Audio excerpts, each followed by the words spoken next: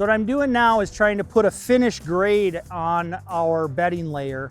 And this is a really important step because really whatever you get this to look like is kind of how your turf is going to be. So for us, we're doing kind of a lawn area, and so there can be some minor undulations in this. You're not really going to notice it. But if this was a putting green, we'd want to spend significantly more time in this step because we need to make sure the putting green is perfect so that we get a true roll on the ball. So you'll notice as I'm raking, it's not just pulling one direction. What I'm doing is I'm pulling through, I'm looking for high spots and looking for low spots. Then I'll change direction and move this material around so that I know everywhere I go if I've got a high spot or a low spot.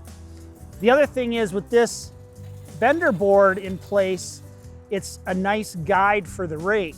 So you can actually put the edge of the rake on it and use it to kind of get your edge height just right around the perimeter of the turf area. So as we go through, it's a matter of pulling material off the high areas, spreading it down into the low areas. This is a slow and steady technique.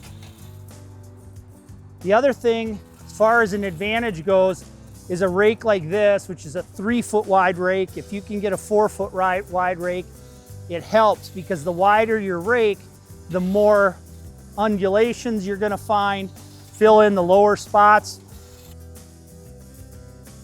and really become a much more accurate with the final grade in this scenario. So as soon as we finish this, we'll put one more compaction on it and we'll move on to installing the turf. So we've got the bedding layer completed and we're getting ready to install the turf, but I wanted to point out a couple of key things about the bedding layer. So when you look at it, we do have the center of this is the high spot. Everything is going to flow off in all directions.